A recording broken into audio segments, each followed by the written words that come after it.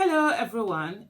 It's really a very sad one. And I don't know whether any of you had seen a few weeks ago, there was a video that came out and it was said that an emir from a town in Sokoto state, terrorists had kidnapped him and they put him on video for him to, he was appealing to people, he was appealing to the government, he was appealing to Tinubu and just, begging for his life because they had threatened, they wanted certain ransom and that if that ransom was not paid, they were going to kill him. And unfortunately, today the news came out that indeed that he has been killed.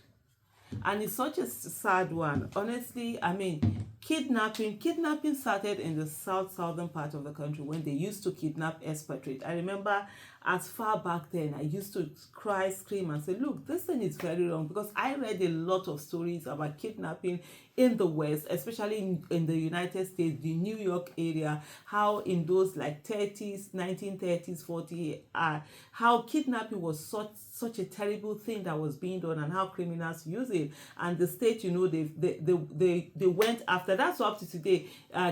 Kidnapping is actually a federal offense in the United States. There was a lot. There was one particular one that happened in New York about a child that was taken away from a family. That child was never found. They kidnapped the child.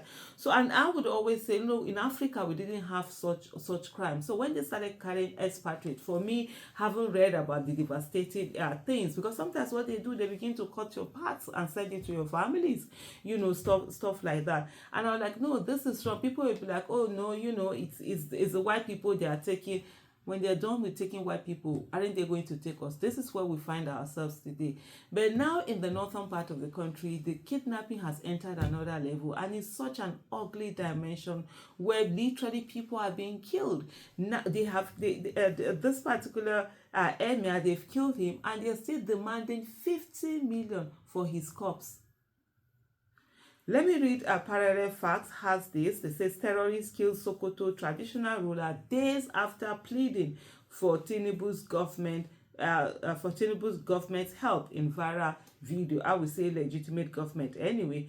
Terrorists have brutally killed Serikin Gobir, a traditional ruler in Sokoto state, just days after he appeared in a viral video pleading for government intervention. This was made known in a tweet by @Idris for Peace on his X handle, while expressing the tragic incident that shocked the local community and raised further concerns about the escalating insecurity in the region.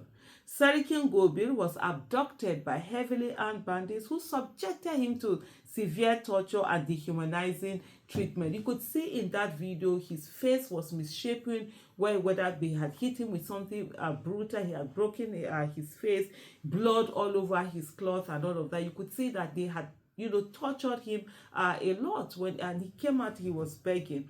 This is the same person that they have gone on, to take his life. The terrorists later released a video showing the traditional ruler begging for his life and desperately appealing to the government to take action to secure his release. Despite his pleas, the terrorists executed Serikin Gobir, further highlighting the lack of security in the region and the increasing boldness of these criminal groups. The video of his final moment has sparked outrage and calls for urgent government action to address the rising tide of violence and kidnapping in Sokoto and other affected areas. The incident adds to the growing list of attacks on traditional rulers and other prominent figures in northern Nigeria, underscoring the need for a comprehensive strategy to combat terrorism and restore peace to the region. One of the things that I'm going to say for me is the fact that it seems almost as if the terrorists have an understanding that indeed there's no government in Nigeria, there's no commander-in-chief, and the way they have become so emboldened. And Tinubu does not even bother about the insecurity. He doesn't say anything. He doesn't even care. We all know Tinubu. I don't think Tinubu rigged the election to come and give anybody good governance or secure anybody's life. All he's interested in, and he hasn't hidden that, it's on the monies, on the economy, how to buy things for himself, how to divert contracts to himself, whether he's sibling, his stooges or whatever it is. We've seen a lot of that. There has been so many reports, coming out on the different things that has been going on with our money, and then borrowing monies and doing all of that. He doesn't seem to care about the fact that citizens are being killed in Nigeria. People are hungry. All of that doesn't even concern Tinubu. It's really sad with all of this insecurity that is going on. The thing is that the more the government continues to do nothing, the terrorists become emboldened to come after citizens and try to attack citizens and do all sorts of heinous things. Now we have this terrorist coming on social media, using social media, coming on TikTok, doing live, yet the chief of defense staff that was all over the place because citizens were coming out to protest, you don't see them. The IG of police that shamelessly was threatening, protesters, coming out with their show of force. They were doing show of force for protesters who were simply out there making the mass and say that they are hungry. Where is the IG of police to do show of force when it comes to terrorists? Where is the IG of police to go after terrorists and, to deal with them?